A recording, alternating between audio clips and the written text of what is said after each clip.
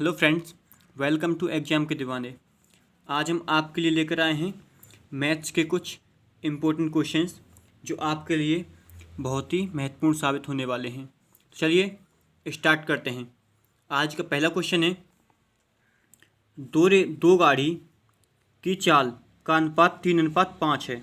यानी कि दो गाड़ियों की चाल का अनुपात 3:5 है, तो निश्चित स्थान तक पहुंचने में लगा समय का अनुपात क्या होगा।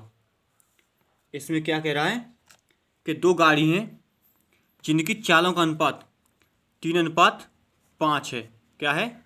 3:5। तो निश्चित स्थान से किसी स्थान से चलने में और किसी स्थान तक पहुंचने में उसको कितना समय लगेगा। तो कैसे करते हैं?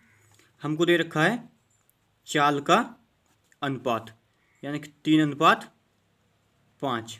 ये पहली गाड़ी और ये दूसरी गाड़ी, ठीक है। ये पहली गाड़ी और ये दूसरी गाड़ी। तो हमको दे रखा चाल का अनुपात, तो हमको निकालना हमें समय का अनुपात। तो चाल का अनुपात समय का उल्टा होता है, यानी कि इस क्वेश्चन में जो भी अनुपात दे रखा है वो समय का उल्टा होगा। यानी कि चाल का अनुपात समय का उल्टा होता है, यानी कि इसको इधर कर दो, इसको इधर कर दो, यानी कि ये समय का अनुपात हो जाएगा 5:3। यही हमारा आंसर होगा। यानी कि चाल का अनुपात समय के अनुपात का उल्टा होता है, ठीक है। ऑप्शन नंबर सी इसका सही आंसर है। समझ में आ गया होगा। अगला क्वेश्चन देखते हैं।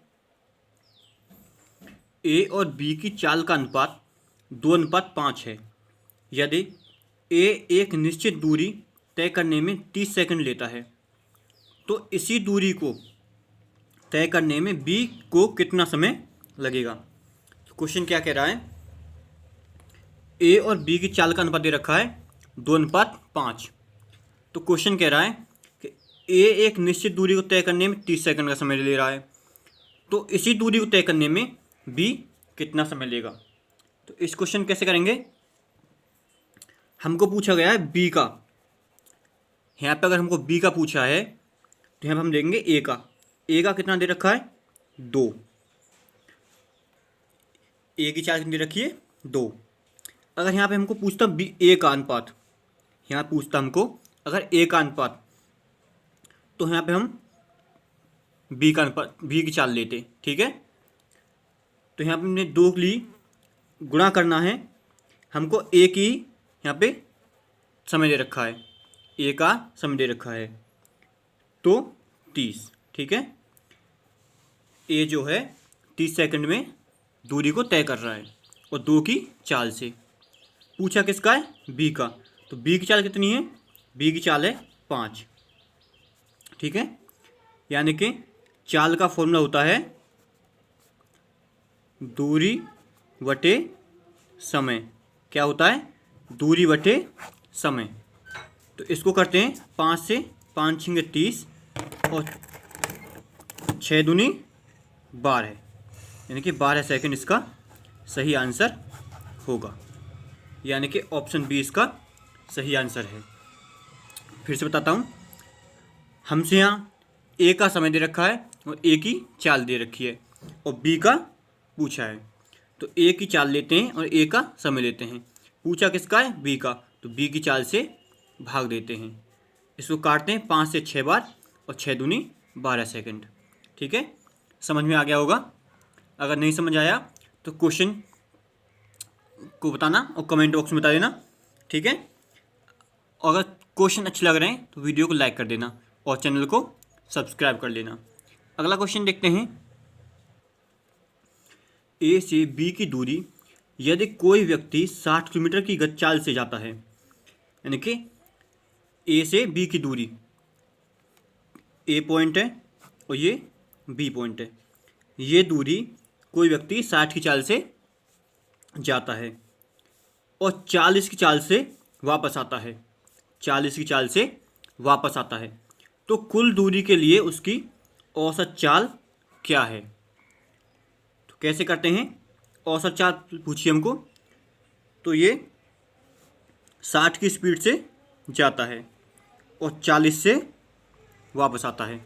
कैसे, 60 से जाता है और 40 से आता है। तो कैसे करेंगे, इसका फॉर्मूला बताता हूँ। तो औसत चाल बराबर होता है, औसत चाल बराबर होता है क्या, 2xy अपॉन x प्लस का y। ये हमारा औसत चाल का फॉर्मूला है। तो हमको क्या दे रखा है, हमको यहाँ पे x दे रखा है 60, y दे रखा है 40। तो वैल्यू पुट करते हैं, 2 गुणा x मान, जो पहली संख्या है वो x का मान है, और जो दूसरी संख्या है वो y का मान है, वटे x प्लस वाई, यानी कि 60 प्लस 40। तो करते हैं 2 गुणा 60 गुणा में 40 वटे में 100, 1 0 से 1 0, 1 0 से 1 0। तो कितना होगा, 6 दूनी 12, 12 चौके 48 किलोमीटर पर आवर। यही हमारा आंसर होगा। ठीक है, यही हमारा आंसर होगा, यानी कि ऑप्शन ए इसका सही आंसर है। कैसे, औसत चाल का फॉर्मूला होता है 2xy upon x plus Y. उसमें वैल्यू पुट कर दो, इसको सॉल्व करके आपका आंसर आ जाएगा। अगर यहाँ हम अब दे रखा है हमको 2 संख्या, यानी कि आने जाने का, अगर बोल दे कि यहाँ पे तीसरी बार भी जाता है, तो कैसे करेंगे, उसके लिए ये फॉर्मूला काम नहीं करेगा, उसके लिए ये फॉर्मूला काम नहीं करेगा। उसके लिए अलग से बताता हूँ। अगर कहीं पे 3 नंबर दे दे कि 60 से जाता है, 40 से जाता है और अगली कोई 50 से जाता है, तो उसका औसत चाल पूछने लगे, तो उसको कैसे करेंगे, अगला क्वेश्चन देखते हैं। उसके लिए, यदि कोई कार चालक 3 असमान चाल 12 kilometre per hour, 20 kilometre per hour और 15 किलोमीटर पर आवर की 3 समान दूरियां तय करता है, तो कुल दूरी के लिए उसकी औसत चाल क्या होगी। तो यहाँ पे दे रखी है हमको 3 चाल, कितनी, 3। तो इसको कैसे करेंगे, 2 का तो मैंने आपको बता दिया, तो तीसरी का कैसे करेंगे, तो इसका भी एक आपको फॉर्मूला बताता हूँ। बहुत ही आसान सा फॉर्मूला है, औसत चाल बराबर क्या दे रखा है, 3xyz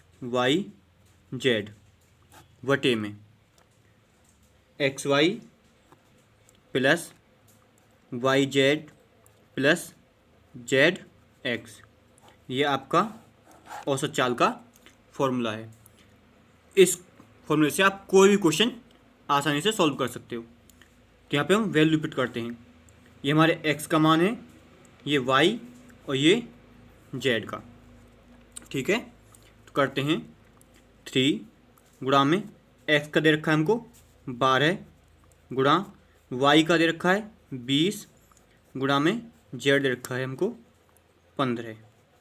ठीक है, वटे x प्लस वाई, यानी कि x प्लस वाई, इसका गुणा करेंगे आपस में, 20 दूनी 40 और 20 एकन 20 और 4 24, 240 प्लस, अब कहा है वाई जेड, यानी कि वाई जेड, और 15 दूनी 30 यानी कि 300 प्लस, अब बोला है जेड एक्स, 15 दूनी 30 और 15 एकन 15 और 3 18।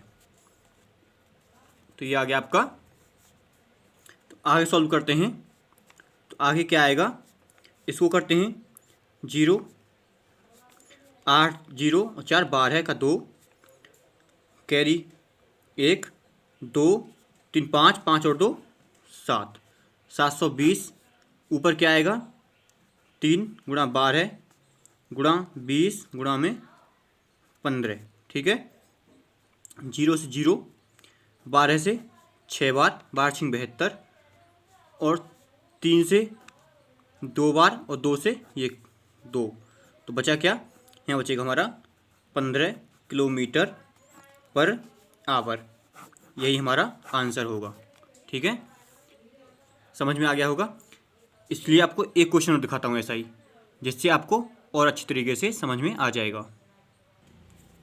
एक आदमी अपनी संपूर्ण यात्रा को 3 बराबर भागों में बांटकर 20 किलोमीटर पर घंटा, 40 किलोमीटर पर आवर और 60 किलोमीटर पर आवर की चाल से तय करता है। तो बताएं कि संपूर्ण यात्रा को उसकी औसत चाल कितनी है। तो इस क्वेश्चन कैसे करते हैं, उसके लिए भी सेम फॉर्मूला है। इसमें भी औसत चाल पूछी है और 3 अलग अलग चाल दे रखी हैं। तो औसत चाल बराबर 3xyz बटे में xy plus yz plus zx। ठीक है, इसमें आपको वैल्यू पुट करनी है और इसका आंसर आप नीचे कमेंट बॉक्स में बता देना। ठीक है, कमेंट बॉक्स में बता देना। ठीक है, अगर आपको वीडियो अच्छी लगी है तो वीडियो को लाइक करना, शेयर करना और चैनल को सब्सक्राइब कर लेना। Thank you. जय हिंद, जय भारत।